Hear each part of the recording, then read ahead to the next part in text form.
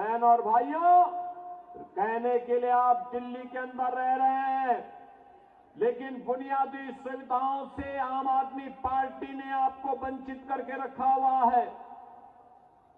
आम आदमी पार्टी की सरकार ने आपको वंचित करके रखा हुआ है। न बिजली सही मिलती है, न शुद्ध पेयजल की व्यवस्था है, न सीवर की व्यवस्था है, न अच्छे स्वास्थ्य केंद्र की व्यवस्था है, न अच्छे शिक्षा के केंद्रों की व्यवस्था है, और नहीं कोई रोजगार की सही व्यवस्था ही आम आदमी पार्टी ने पाई है। इसने तो बंदर बांट करके रखा हुआ है। हर एक कार्य में डकैती पड़ती है। मैं एक उदाहरण आपको देना चाहता हूं। इसने यहां के नागरिकों के हकों पर डकैती डाली है।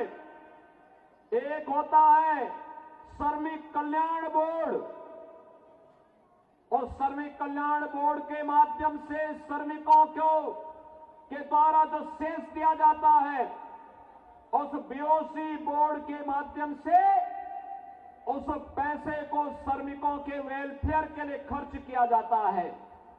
आम आदमी पार्टी ने यहां के व्यापारियों को, यहां के नागरिकों का तो शोषण किया ही, उन गरीब श्रमिकों का भी शोषण किया है। और मैं श्री अरविंद केजरीवाल जी से कहना चाहूंगा कि पिछली बार जब मैं आया था तब मैंने कहा था कि केजरीवाल जी, अरविंद केजरीवाल जी, मेरी बातों को अगर आप सुन रहे होंगे, थोड़ा गंभीरता से सोचिए।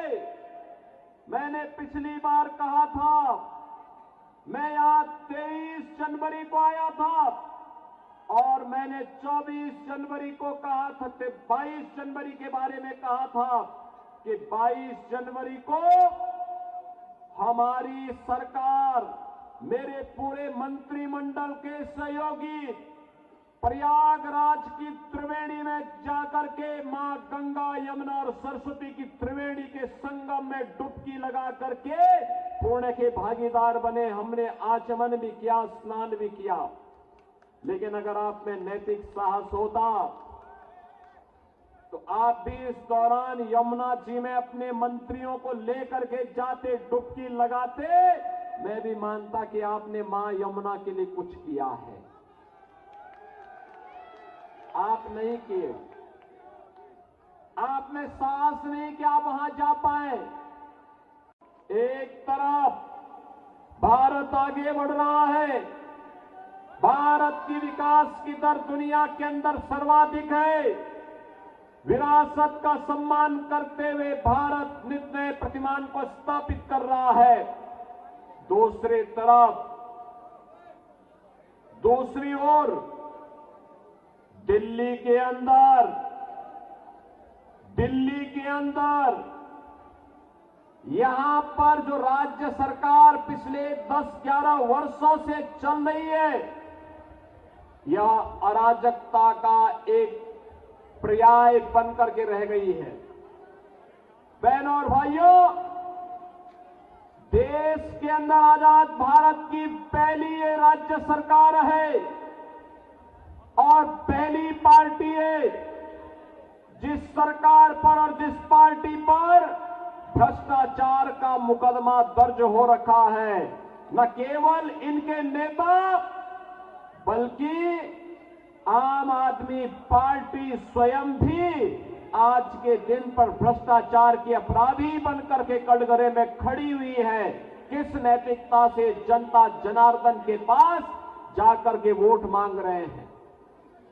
बहनों और भाइयों, याद करिए 2013 में जब श्री अन्ना हजारे जी के नेतृत्व में दिल्ली के अंदर जन लोकपाल के लिए लंबा आंदोलन चल रहा था, जन लोकपाल, लेकिन दिल्ली के अंदर आम आदमी पार्टी की सरकार बनी। जन लोकपाल के मुद्दे को इन्होंने एक तरफ फेंक दिया।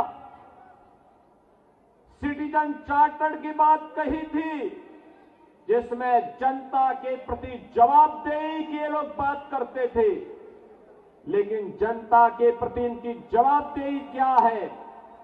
दिल्ली के अंदर अभी मैं आ रहा था, जब मुझे मंगोलपुरी की सभा में भाग लेने के लिए आना था, गाजियाबाद से मैं बाई रोड आपके पास आया हूं।